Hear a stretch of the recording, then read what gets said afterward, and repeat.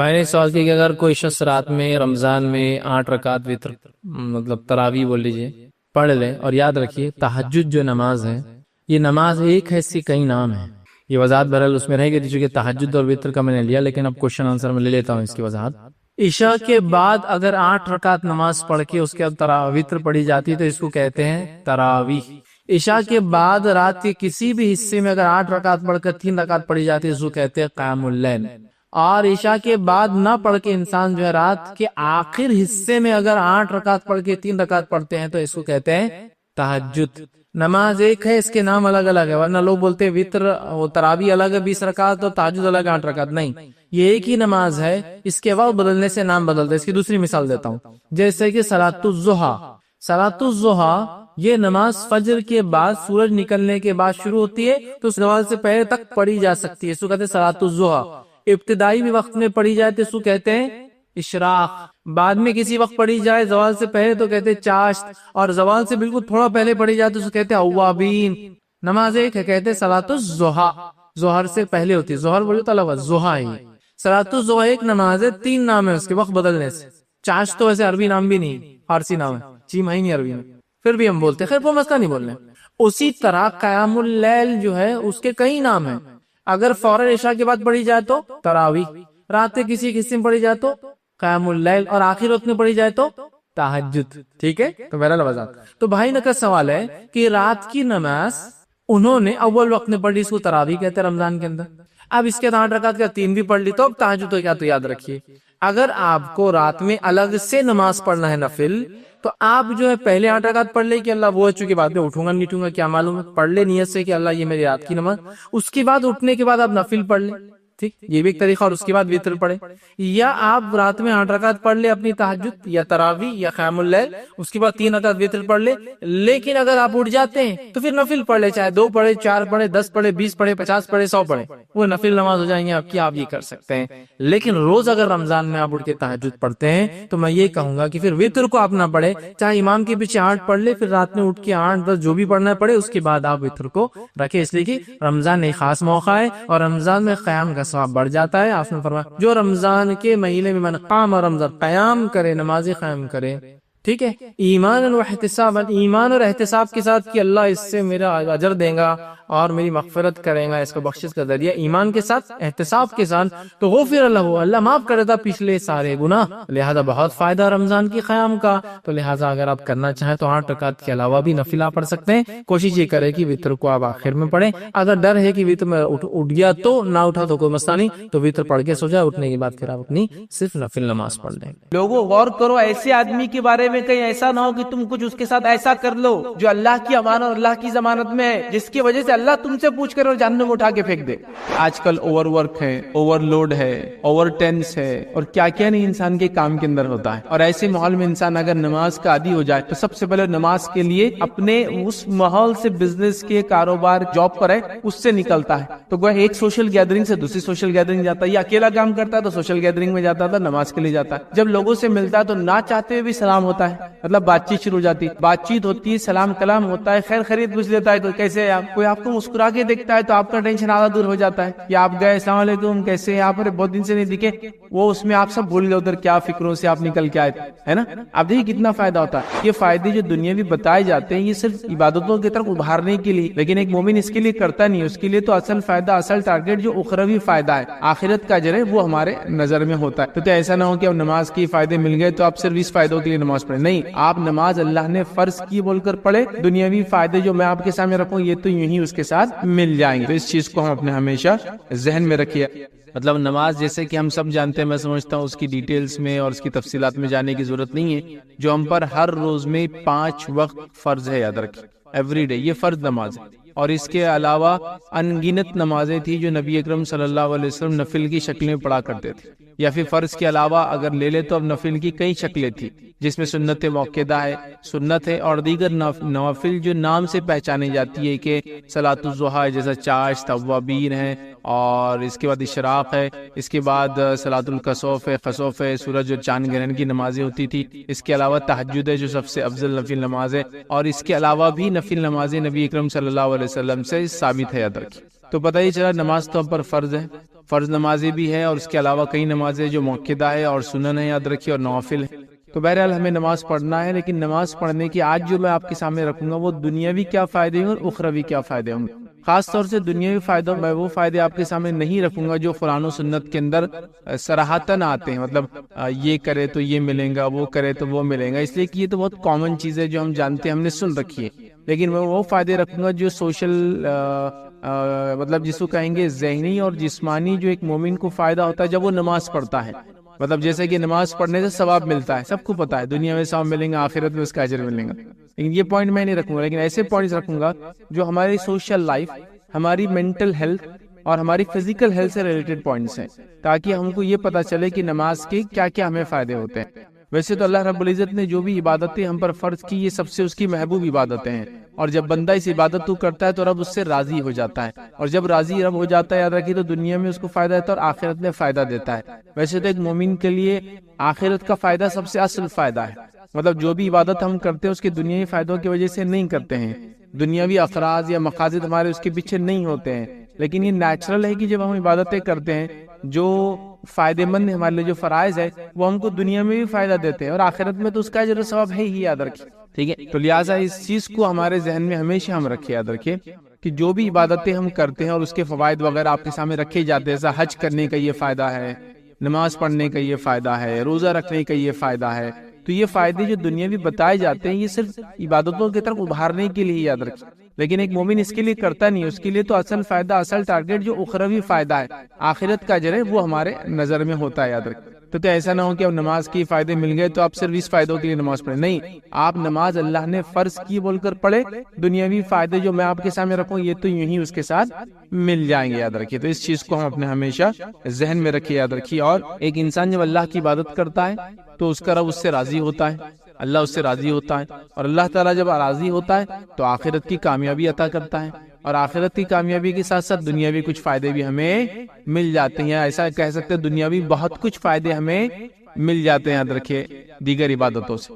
بہرحال آج ہمارا ٹاپک چونکہ نماز ہے تو میں دیگر عبادتوں سے کیا فائدے ملتے، ذہنی، دنیاوی، اخروی، میں نہیں رکھوں گا، صرف نماز سے ریلیٹڈ کچھ فائدے میں آپ کے سامنے رکھنے کی کوشش کروں گا۔ یہ وہ فائدے ہوں گے جو ہمارے social health, social life, physical اور مینٹل ہیلتھ سے جن کا تعلق ہے۔ اخروی فائدے تو ظاہر سی بات ہے وہ اجر کے اعتبار سے سارے ہیں، تو وہ تو جو قرآن و سنت میں ہے میں اس میں سے کچھ رکھوں گا۔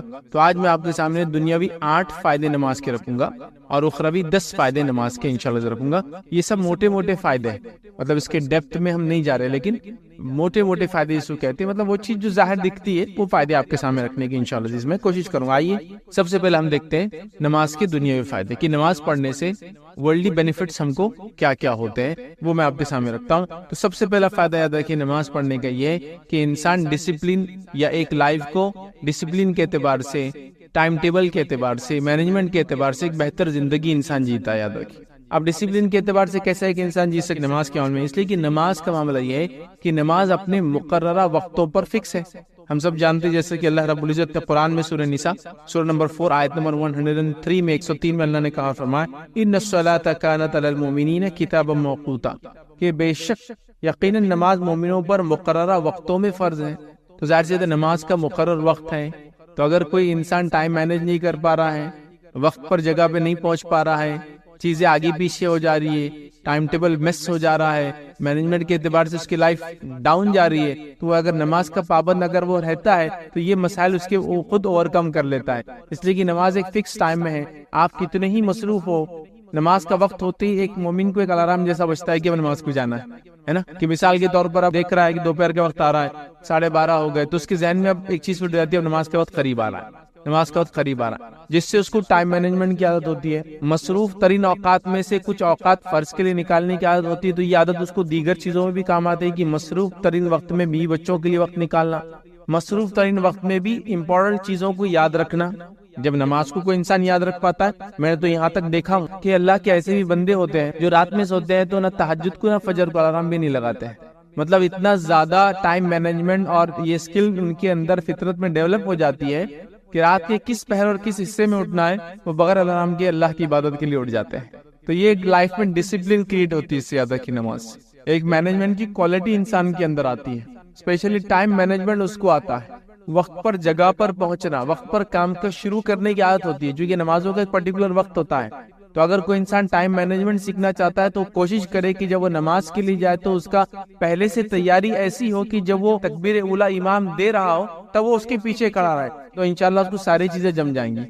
ٹریفک میں ہے، کتنی دیر ہے مسجد پہنچ سکتا ہوں، پہنچنے کا وضو کو کتنا ٹائم لگے گا، طہارت کو مجھے جانا ہے، پھر یہ کرنا ہے، ٹائم میں اتنی دیر میں پہنچنا ہے، پھر نماز پڑھنا ہے. تو اس سے انسان مینجمنٹ سکلز اس میں ڈیولپ ہوتی ہے، ڈسپلن اس کے لائف کے اندر آتی ہے.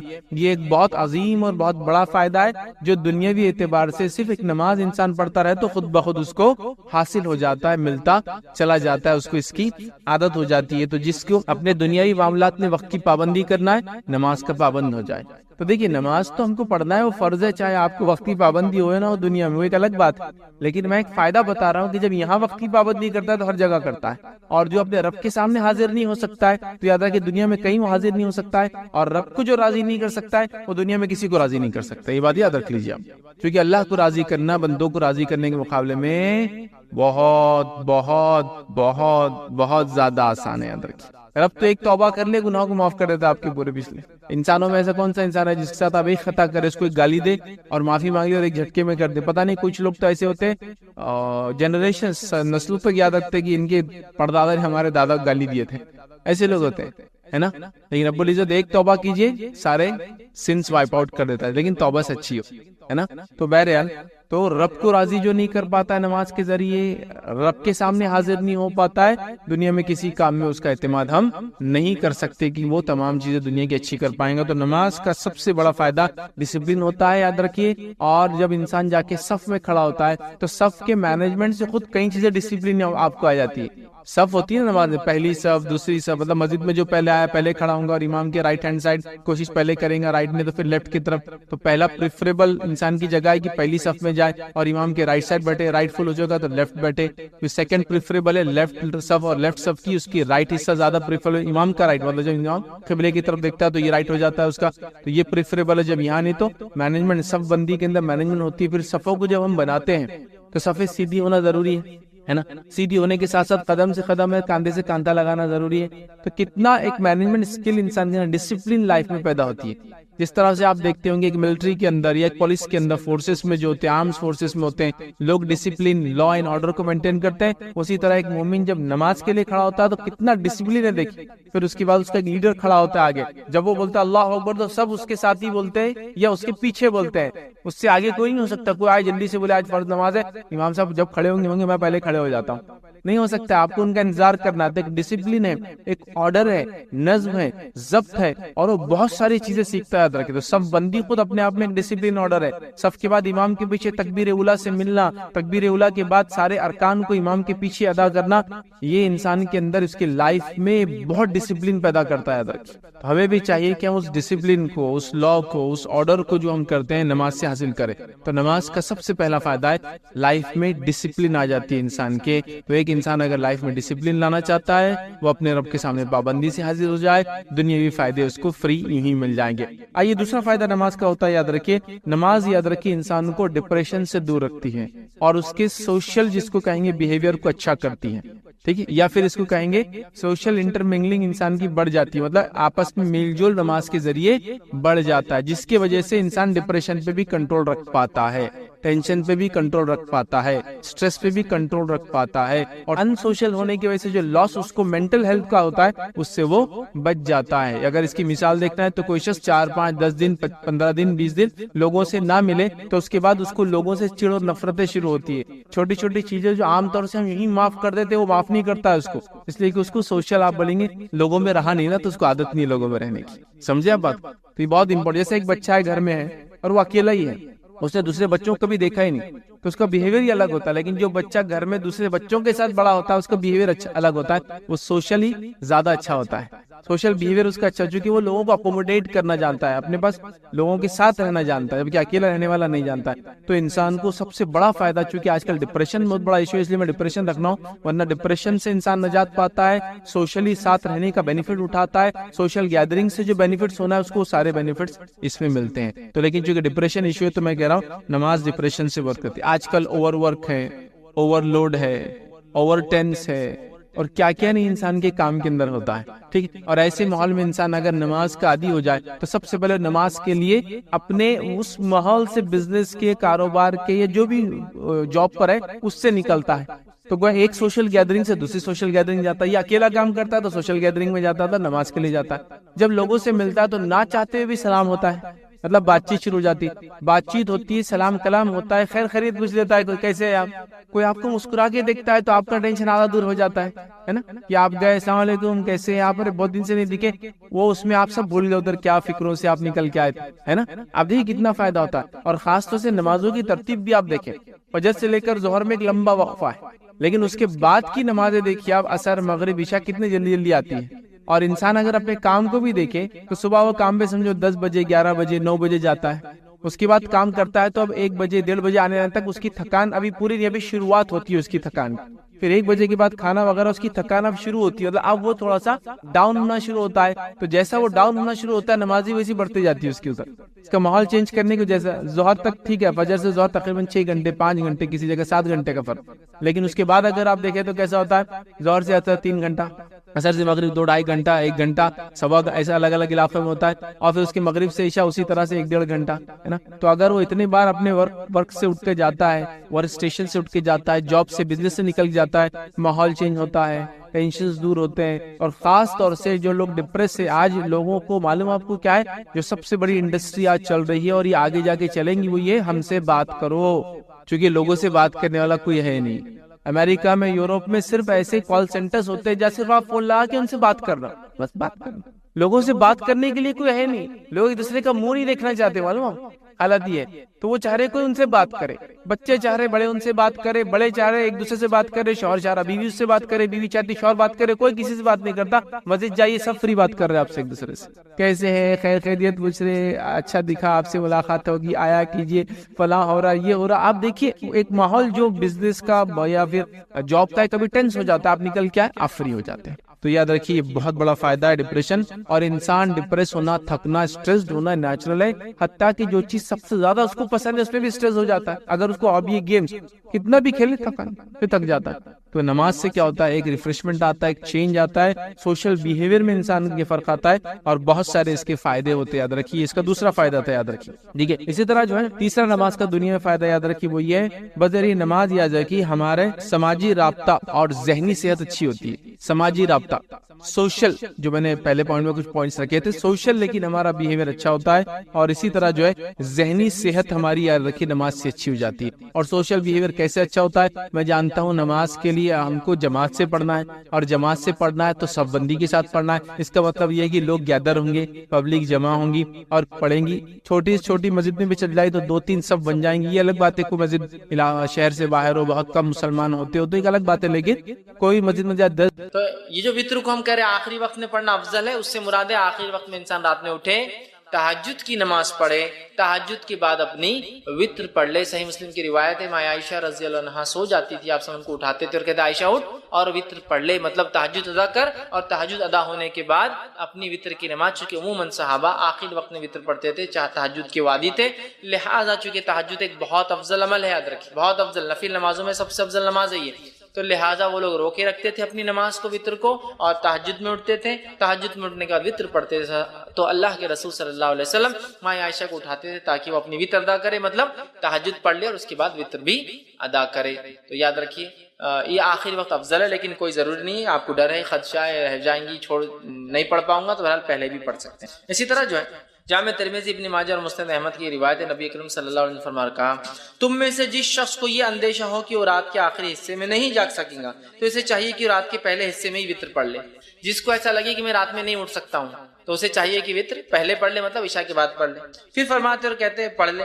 اور جسے آخر رات میں خیام کا شوق ہو اور طمع ہو کہ وہ کرے، خیام کرے، اس کو شوق ہو، اس کو لگا ہو، اسے چاہیے کہ وہ رات کے آخری حصے میں، جس کو ڈر ہو یا میں اٹھ نہیں پاؤں گا، شک ہو رہا ہے، یا میں روز پڑھتا ہوں تہجد لیکن آج جاگا بہت دیر تک اٹھ نہیں پاؤں گا، یا پھر میں روز بھی نہیں اٹھ پاتا ہوں تہجد کے لیے، بس عشاء ہو جاتی ہے، فجر کو اٹھتا ہوں تو بیچ میں نہیں اٹھ پاؤں گا، تو پھر وہ عشاء کی بات پڑھ لے۔ ایسا نہیں، جس کو شوق ہے، رات کی نماز پڑھنا چاہتا ہے، تہجد پڑھنا چاہتا ہے، تو پھر کیا کرے، وہ وتر کو روکے رکھے، تہجد کے بعد اس کو ادا کرے۔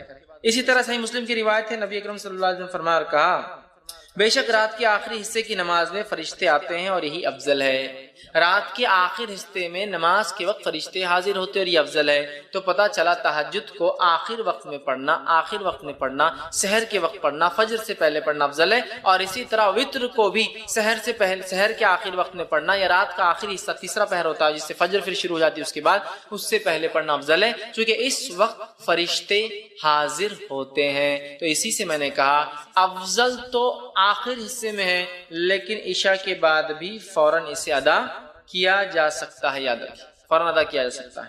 اسی طرح جو ہے صحیح بخاری اور صحیح مسلم کی ایک روایت ہے, ابو ہریرہ رضی اللہ عنہ فرماتے اور کہتے ہیں میرے خلیل مطلب نبی اکرم صلی اللہ علیہ وسلم, خلیل مطلب بہت جگری گہرا دوست, تو فرماتے ہیں میرے خلیل نبی اکرم صلی اللہ علیہ وسلم مجھے خاص طور پر 3 باتوں کی وصیت فرمائی ہے, 3 باتوں کی مجھے تاکید کی. پہلا, میں ہر مہینے کے 3 روزے رکھوں, ایام 20 کے روزے جو کہ 13, 14 اور 15 تاریخ چاند کے حساب سے اس کے روزے رکھوں. یہ آپ نے ان کو تاکید کی تھی. چاند کی جو ہے 13, 14 اور 15 تاریخ کو میں روزے رکھوں. اسی طرح آپ نے فرما اور کہا صلاۃ الضحیٰ یعنی چاشت کی 2 رکعتیں نماز پڑھوں. اسی طرح فرماتے اور کہا یہ کہ سونے سے پہلے میں وتر پڑھ لیا کروں, مطلب سونے سے پہلے پڑھ لیا کروں, مطلب انسان سونے سے پہلے وتر پڑھ سکتا ہے. اور ہم جانتے ہیں وتر رات کی آخری نماز ہوتی ہے اور تہجد کے بعد ہوتی ہے, تو لہٰذا کوئی انسان بغیر جاگے بغیر سوئے بھی تہجد پڑھ سکتا ہے. یہ جواب ہے. بہت سے لوگ بولتے ہیں نا تہجد کے لیے سونا ضروری ہے. افضل ہے سو کر اٹھ کر پڑھنا, اس لیے کہ اٹھنا, مشقت کرنا, وضو کرنا, ٹھنڈا اور گرم پانی کا مسئلہ ہوتا ہے رات میں, پھر بھی کرنا یہ افضل, لیکن ضروری نہیں ہے. یاد رکھیں. بہت سے لوگ بولتے رہے تم تو سوئی نہیں تو تہجد کیسے پڑھیں گے. آپ نے کیا فرما رہے ابو ہریرہ رضی اللہ عنہ کو کہ سونے سے پہلے وتر پڑھ لینا, مطلب اگر تم سونے کا ڈر ہو کہ صبح نہیں اٹھ پاؤں گے تو وتر پڑھ کر سونا. اور صحابہ ظاہر سی بات ہے تہجد کی بھی عادت ہے, یہ تو کوئی جلدی بھی پڑھ سکتا ہے تہجد, یاد رکھیے. یا پھر بغیر سوئے کی بھی رات بھر جاگ لیا کسی کاز کی کسی وجہ سے, ریزن کی وجہ سے, تو پھر میں تہجد پڑھ کر سو سکتا ہوں. ٹھیک ہے. اب ایک انسان نے تہجد کی نیت, مطلب مثال کے طور پر آج اس نے ارادہ کیا کہ میں سو جاتا ہوں, اس لیے کہ تہجد کا ارادہ نہیں. اب اگر رات کے آخر حصے میں نیند جاگ گئی, سمجھ لیجئے رمضان کے مہینے میں عموماً ہم لوگ وتر کا بھی اہتمام تہجد کا بھی کرتے ہیں. اب یہ سوچا کہ رات میں تو وتر پڑھ لی اور سو گیا, اب تہجد میں اٹھا تو وتر تو آخری نماز ہونا چاہیے رات کی, وتر نماز آخری ہونا چاہیے رات کی. اب میں کیا کروں, کیا میں ڈبل وتر پڑھوں رات میں اٹھ کے, مطلب میں نے وتر پڑھا اور سو گیا. بہت سے لوگ سوال کرتے ہیں ہم وتر پڑھ کے سو جاتے ہیں, پھر کیا کریں. تو وتر پڑھ کر اگر آپ سو گئے ہیں اور رات میں نیند ہوشیار ہو جائے اور تہجد پڑھنا چاہے تو آپ صرف تہجد پڑھیں گے, وتر کو آپ ڈبل نہیں پڑھیں گے, اس لیے کہ ایک رات میں 2 وتر نہیں ہو سکتی ہے. اس تعلق سے آپ کی حدیث ابو داؤد جامع ترمذی اور نسائی کی جو ہے سنن نسائی کی روایت ہے, آپ نے فرمایا کہا ایک رات میں 2 وتر نہیں ہوتی. دوسری کی روایت نے فرمایا جو کہ بخاری کی حدیث فرمایا رات کی اپنی آخری نماز وتر کو بناؤ, وتر کو رات کی آخری نماز بناؤ, مطلب وتر تہجد کے بعد پڑھی جانا چاہیے. لیکن اگر کوئی شخص اس ڈر سے وتر پڑھ کر سو جائے کہ میں صبح شاید نہیں اٹھ پاؤں گا اور سو جائے اور پھر نیند ہوشیار ہو جائے تہجد کے وقت, تو اسے وتر کو نہیں پڑھنا ہے, صرف تہجد پڑھنا ہے. لیکن کوئی انسان اس کو روز کا معمول نہ بنا دے کہ روز تہجد پڑھتا ہے لیکن وتر پڑھ کے سو جاتا ہے پھر تہجد پڑھتا ہے, روز کا معمول نہیں.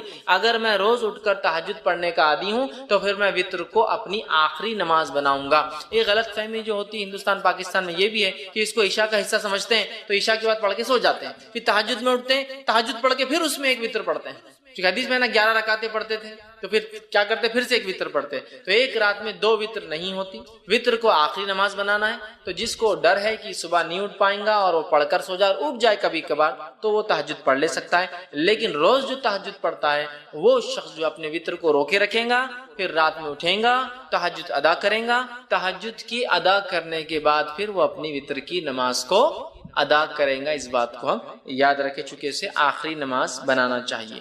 اور اگر کوئی سو جائے پڑھ کر اٹھ جائے تو پھر وتر دہرانے کی ضرورت نہیں ہے, صرف وہ تہجد کی نماز پڑھ لے. ایک غلط فہمی یہ بھی ہوتی ہے کہ وتر پڑھ کے سو گئے, نیند ہوشیار ہوئی, تہجد نہیں پڑھ سکتے, بولے وتر آخری تھی نا اب اکاؤنٹ کلوز ہو گیا تو تہجد بھی نہیں پڑھتے. ویسا نہیں ہے, کبھی کبھار آپ اٹھ جاتے ہیں, موقع ہے تو پڑھ لیجئے. وتر کو آپ کو پھر دہرانے کی لیکن ضرورت نہیں, یاد رکھیں. اب اسی طرح میں روز اٹھتا ہوں رات میں تہجد پڑھتا ہوں, یا آج میں نے نیت کی کہ میں تہجد میں اٹھ کے وتر پڑھوں گا, تو میں نے وتر کو اٹھا کے بازو رکھ دیا آج رات, اب میں سو گیا.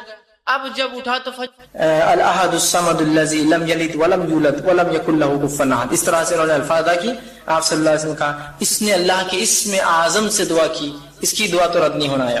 کوشش کریں کہ آپ جو اسم اعظم سے, اسی طرح قبولیت کے دعا کے دیگر کلمات درج ذیل, بہت سی اور دعائیں جو آپ کر سکتے ہیں, وہ کلمات جن کو آپ لگا لے سے دعا قبول ہوتی ہے, اس میں سے ایک یہ ہے جس کو آپ صلی اللہ علیہ وسلم فرماتے اور کہا کہ جو شخص یہ پڑھے اپنی دعا کے اندر لا الہ الا انت سبحانک انی کنت من الظالمین، جو یونس علیہ السلام نے کی، اور اس کے بعد دعا کرے تو آپ فرماتے ہیں پاک ہے ظالموں سے نہیں ہو، اس کے واسطے سے جب بھی کوئی مسلمان دعا کرے تو اللہ اس کی دعا قبول کرتا ہے۔ تو یہ کلمہ آپ ضرور پڑھے اپنی دعا سے پہلے اور اپنی دعا کریں، ٹھیک ہے، یہ دعا بھی اللہ رب العزت قبول کرتا ہے۔ اسی طرح آپ صلی اللہ علیہ وسلم تیسری چیز بتائی، دعا قبولیت میں جو کلمے آپ جوڑے اس میں سے یہ آپ نے فرمایا اور کہا، جامع ترمذی کی روایت ہے کہ جب تم دعا کرو تو یہ الفاظ کہنا مت بھولنا، یا ذوالجلال والاکرام، بار بار کہنا ہے یا ذوالجلال والاکرام۔ تو آپ نے فرمایا یا ذوالجلال والاکرام کے الفاظ کو اپنی دعا میں لازم پکڑو، ہمیشہ بولا کرو ان الفاظ کو، یا ذوالجلال والاکرام۔ ابو مسعود رضی اللہ عنہ فرماتے اور کہتے ہیں، یہ جو ہے بخاری کی روایت آپ نے فرمایا کہا، جس نے رات کو سورۃ البقرہ کی آخری 2 آیتیں پڑھ لی، جس نے رات کو سورۃ البقرہ کی آخری 2 آیتیں پڑھ لی، تو فرماتے اور کہتے ہیں صلی اللہ علیہ وسلم کا، یہ اس کے لیے کافی، یہ 2 سورۃ البقرہ کی آخری آیتیں اس کے لیے کافی۔ کچھ محدثین لکھتے کافی سے مراد یہ کہ اگر وہ دنیا سے چلے جائے تو نجات کے کافی، اگر مر گیا نیند، کیونکہ نیند میں ہماری روحیں جمع کر لی جاتی ہے، اللہ جس کی چاہتا ہے واپس بھیج دیتا ہے اور جس کی چاہتا ہے وہیں رکھ لیتا، واپس نہیں آتا، اور نیند میں انتقال کرتا۔ تو جب ہم سو رہے ہیں اور سورۃ البقرہ کی آخری 2 آیتیں، آیت نمبر 285 اور 225، جو شخص یہ 2 آیتوں کو پڑھ لیتا ہے، کیا ہوتی ہے 2 آیتیں اس کے لیے کافی۔ تو ایک معنی ہے مر گیا تو نجات کے لیے کافی، دوسرا معنی جو حافظ ابن قیم الجوزی رحمہ اللہ فرماتے اور کہتے ہیں، دوسرا معنی یہ صحیح بات رشتہ حدیث کا مفہوم وہ لکھتے ہیں یہ ہے کہ سورۃ البقرہ کی آیتیں پڑھنا اسے ہر تکلیف دے اور شر سے محفوظ رکھنے، سورۃ البقرہ کی یہ 2 آیتیں پڑھنا وہ ہر شر اور ہر برائی دور رکھنے کے لیے، محفوظ رکھنے کے لیے کافی۔ اسی طرح جو ہے گناہوں سے توبہ اور استغفار، جو میں نے کہا نا یہ بہت لازم ہے، اس لیے کہ اگر کسی کو کام نہیں مل رہا ہے، روزی میں کمی ہے، تو اس لیے ضروری ہے کہ وہ توبہ اور استغفار کرے۔ اللہ رب العزت نے سورہ نمبر 71 اور آیت نمبر 10 سے لے کر جو ہے 12 کے اندر اللہ سبحانہ تعالیٰ فرماتا ہے، نوح علیہ الصلوۃ والسلام نے اپنی قوم کو دعوت دی اور کہا فَقُلْتُ اسْتَغْفِرُوا رَبَّكُمْ إِنَّهُ كَانَ غَفَّارًا، اور اے اللہ میں نے ان کو دعوت دی اور کہا کہ تم اللہ سے استغفار کرو، انہ کان غفارا، تم دیکھو گے کہ جو ہے تم اگر معافی مانگو تو میرا رب معاف کرنے والا ہے، یرسل السماء علیکم مدرارا، اور تم پر جو ہے موسلا دھار بارش جو ہے برسا دیں گا، ویمددکم باموال وبنین، اور تمہارے میں اضافہ کر دیں گا، مال میں تمہارے اور تمہارے لڑکوں میں اضافہ کر دیں گا، ویجعل لکم جنات ویجعل لکم انہارا، اور تمہیں بہترین باغات عطا فرمائیں گا اور تمہیں نہریں عطا۔ کیا کہا نوح علیہ السلام نے قوم کو، اے میری قوم استغفار کر لو، توبہ کر لو اپنے رب سے، وہ تمہیں معاف کریں گا، آسمان سے موسلادھار بارش برسائیں گا۔ کیوں؟ تم استغفار اگر توبہ کرو تو تم کو مال میں بڑھا دیں گا، لڑکوں میں بڑھا دیں گا، اور تمہیں باغات دیں گا اور نہریں جاری کریں گا۔ تو اس کے اندر اموال مال میں بڑھا دیں گا، کس کو مال میں بڑھائیں گا؟ استغفار کرنے۔ استغفار کے کئی فائدے، ایک کنٹینیوسلی 3 آیتوں کے اندر کیا کیا فائدے؟ ایک، استغفار کرنے سے اللہ معاف کرے گا، استغفار کرنے سے آسمان سے موسلادھار بارش برسیں گی، استغفار کرنے سے مال میں اضافہ ہوگا، استغفار کرنے سے جو لڑکوں میں اضافہ ہوگا، مطلب اولاد ہوں گی، استغفار کرنے سے باغات اچھے، استغفار کرنے سے نہریں اللہ باغات دیں گے۔ 6 فائدے اٹھا لیجیے استغفار، اللہ سے معافی سے لے کر تو اپنی ہر چیز۔ تو مال میں اضافہ کیسے ہوگا؟ استغفار ہے نا۔ آپ نوکری کیوں چاہتے ہیں؟ تاکہ اسی محنت کر کے آ جائے، اس کے بدلے کچھ مال چاہتے ہیں، مال میں اضافہ ہوگا تو استغفار کریں، کوشش کریں، توکل کریں، تقوی اختیار کریں۔ آخرت میں جب انسان جنت میں چلا جائے گا، سب سے عظیم نعمت جو اس کو ملیں گی، اور کافروں کو جو سب سے بڑا عذاب ملے گا، جو اپنے رب کو بنانے والے کو کبھی دیکھ نہیں پائیں گے، اور مومنوں کو سب سے بڑی نعمت جو جنت میں ملنے والی ہے وہ یہی نعمت ہے، یاد رکھیے، کہ وہ اپنے رب کو دیکھیں گے۔ یاد رکھیں، ایسے طبقے، ایسے فرقے، ایسے گروہ مسلمانوں میں گزرے جنہوں نے اللہ کے دیدار کا انکار کیا۔ اللہ کا ادراک کوئی نہیں کر سکتا، اور ہم اللہ کے دیدار کی بات کرتے ہیں۔ دیدار مطلب دیکھنا، ادراک مطلب گھیرنا۔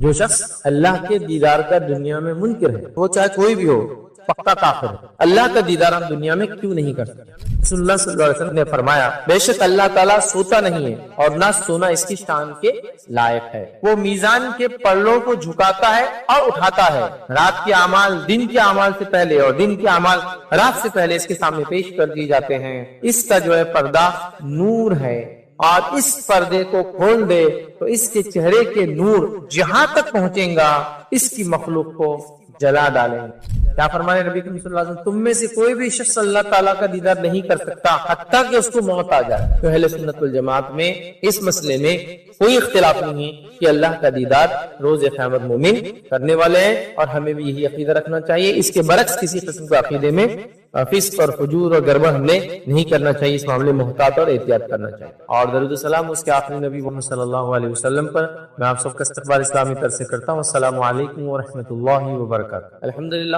ہم تمام اس ہفتے واری درس کے لیے جمع ہوئے انشاءاللہ اس مختصر سے وقت میں جس ٹاپک اور جس عنوان پر میں روشنی ڈالنے کی کوشش کروں گا وہ ہے دیدار الہی یاد رکھیں۔ اور دیدار الہی کا معنی یہ ہوتا ہے کہ اللہ رب الدیدار، اللہ رب اور یہ عنوان ایک ایسا عنوان ہے یاد رکھیں دیدار الہی جس کی اہمیت یہ ہے کہ آخرت میں جب انسان جنت میں چلا جائے گا سب سے عظیم نعمت جو اس کو ملیں گی یاد رکھیں، آج اس عظیم کے تعلق سب سے بڑی نعمت ہے۔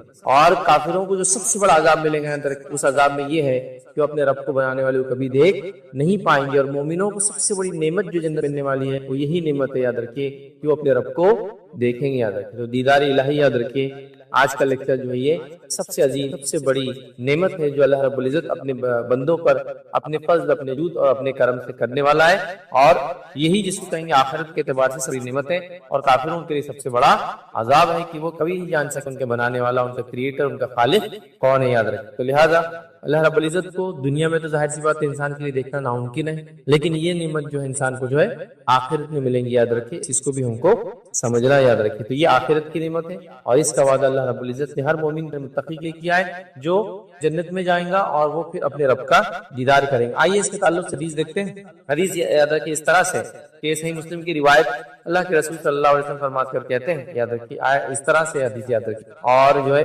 صہیب رومی رضی اللہ عنہ اس کے راوی فرماتے ہیں کہ اللہ کے رسول صلی اللہ علیہ وسلم نے فرمایا جب جنت والے جنت میں داخل ہو جائیں گے اور اس وقت اللہ تبارک و تعالیٰ فرمائیں گا تمہیں کوئی چیز چاہیے جو تمہیں مزید عطا کروں، مطلب جنت میں پوچھا جائے گا کیا تمہیں اور دو چیز جو ہے تمہیں مزید عطا کروں؟ وہ جواب دیں گے کہ کیا تو نے ہمارے چہرے کو روشن، جنتی کہیں گے اللہ تو نے ہمارے چہرے کو کیا روشن نہیں کیا، کیا تو نے ہمیں جنت میں داخل نہیں، مطلب یہ لوگ جواب دے رہے کہ اللہ تو نے ہمیں روشن مطلب جنتی تو نے ہمیں جنت میں داخل اور دوزخ سے نجات نہیں دی، دوزخ سے نجات دی۔ آپ صلی اللہ علیہ وسلم نے فرمایا چنانچہ اس پر اللہ رب العزت جو پردہ اٹھا دیں گا تو انہیں کوئی چیز ایسی عطا نہیں جو انہیں اپنے رب جل کی دیدار سے زیادہ جب جنتی جنت میں چلے جائیں گے نعمتوں کا فائدہ اٹھائیں گے تب اللہ رب العزت ایک سوال کریں گا کیا تمہیں کچھ اور چیز چاہیے مزید؟ جنتی کہیں گے اللہ تیرا فضل ہے تو نے چہرے کو روشن کیا، مطلب جنتیوں میں رکھا، جنت میں ڈالا، جہنم کی نجات دیا، اب کیا باقی ہے؟ تو اللہ رب العزت پھر پردہ ہٹا دیا جائے گا اور وہ اپنے رب کو دیکھیں گے۔ اور اللہ کے رسول صلی اللہ علیہ وسلم فرماتے کہتے ہیں اور اللہ رب العزت کے دیدار سے زیادہ مطلب یہ سب سے محبوب چیز ہوگی یاد رکھیں، اس کا مطلب وہ جنت سے بڑی نعمت یہی ہے اور جہنم کا سب سے بڑا عذاب بھی یہی ہے۔ جنتیوں مت یہ کہ اپنے رب کو پیدا کرنے والے کو دیکھ پائیں گے اور جہنم کا سب سے بڑا عذاب یہ اپنے خالق کو کبھی دیکھ نہیں پائیں گے یاد رکھیے۔ تو یہ بڑی اہم چیز ہے۔ اور اس کے بعد اللہ کے رسول صلی اللہ علیہ وسلم نے سورہ یونس کی آیت نمبر 26 کا ایک حصہ تلاوت کیا اور فرمایا اور کہا للذین احسنوا الحسنى وزیادہ۔ اللہ کے رسول نے آیت کا حصہ پڑھا اور فرمایا جن لوگوں نے بھلائی کی ان کے لیے خوبصورت جزا ہے، مطلب بدلہ ہے اور مزید ان کے لیے ہے، مزید یہ استمانہ اور مفسرین نے اور محدثین نے لیا مزید ان کے لیے دیدار الہی، جو انہوں نے کیا اس کا خوبصورت بدلہ ہے اور جو انہوں نے کیا اس کا مزید اضافے میں دیدار الہی۔ اور وہ حدیث صحیح کہ نعمت ملیں گی، اللہ سوال کریں گا، پھر اپنا دیدار کروائیں گا اور یہ سب سے بڑی نعمت ہے اور یہ زیادہ ہے۔ جنت میں جانا یہی سب سے بڑی نعمت انسان کے لیے، مطلب جہنم سے نجات اور زیادہ ان کو دیا جائے گا اور زیادہ سے مراد اللہ رب العزت کا دیدار ہے یاد رکھیں۔ تو لہٰذا اللہ رب العزت کا دیدار یاد رکھیں، یہ بڑی عظیم نعمت ہے۔ اس عظیم نعمت کو حاصل کرنے کے لیے انسان کو جد و جہد اور کوشش کرنا پڑے گی۔ سب سے پہلے تو چاہے وہ جس درجے کا بھی ہو، کیونکہ ایمان والا ہی جب جائے گا، مشرک اور کافر جنت میں کبھی نہیں داخل ہوں گے، جب کبھی داخل نہیں ہوں گے تو کبھی رب کو دیکھ بھی نہیں پائیں گے۔ تو لہٰذا یہ کنڈیشن ہے۔ بہرحال آج ہمارا ٹاپک یہ نہیں ہے کہ کون کون سے اعمال کی وجہ سے دیدار الہی ہو سکتا ہے، لیکن